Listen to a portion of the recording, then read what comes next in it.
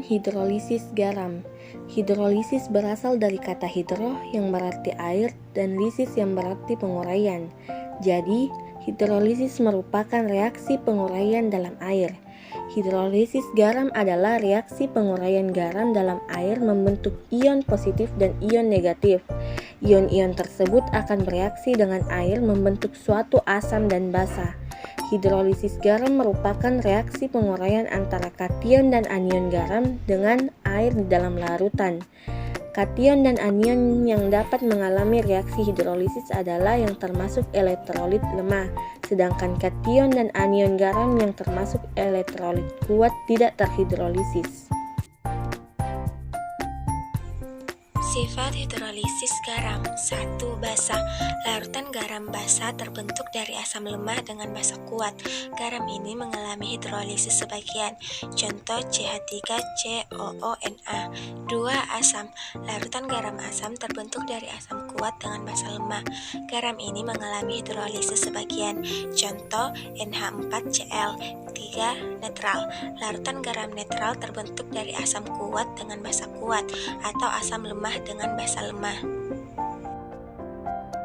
Macam-macam hidrolisis.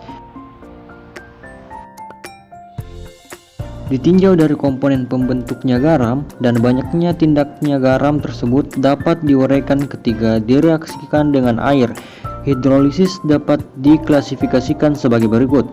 Yang pertama, hidrolisis parsial. Dalam hidrolisis parsial, ketika garam direaksikan dengan air, hanya sebagian ion saja yang mengalami reaksi hidrolisis, sedangkan yang lainnya tidak.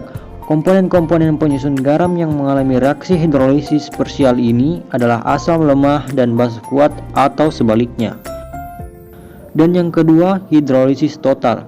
Hidrolisis total ialah reaksi penguraian seluruh garam oleh air di mana komponen garam terdiri dari asam lemah dan basa lemah berdasarkan jenis-jenis ion yang dihasilkan ketika garam terlarut dalam air.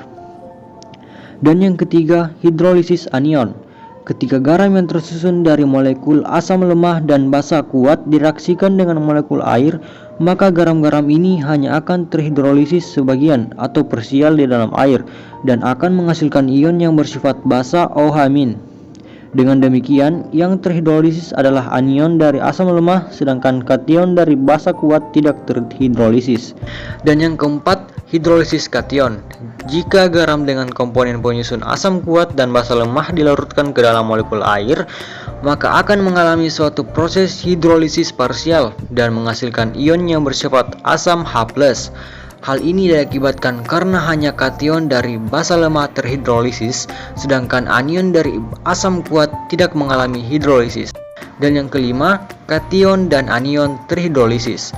Jika garam dengan komponen asam lemah dan basa lemah direaksikan dengan molekul air, maka akan mengalami hidrolisis total.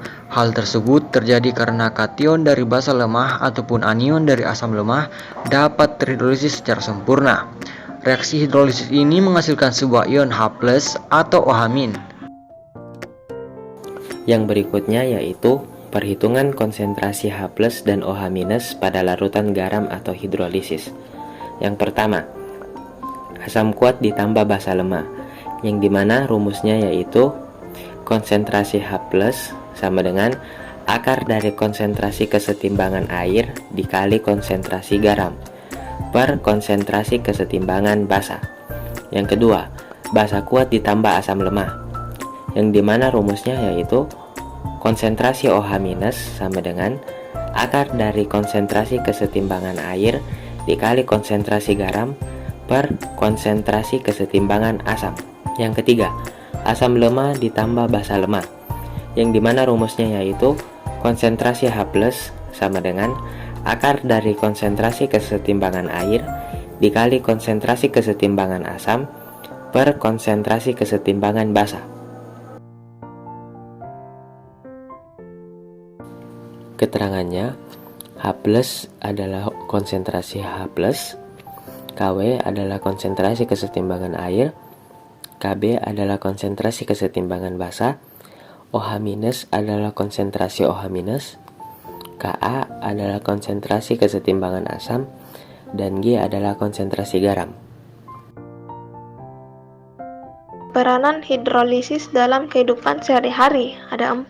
Yang pertama, pembentukan garam dapur pupuk untuk menurunkan pH tanah. Yang kedua, pada proses pencernaan manusia untuk mencegah senyawa dari makanan. Yang ketiga, sebagai penyedap makanan atau MSG. Yang keempat, hidrolisis adalah reaksi penguraian oleh air.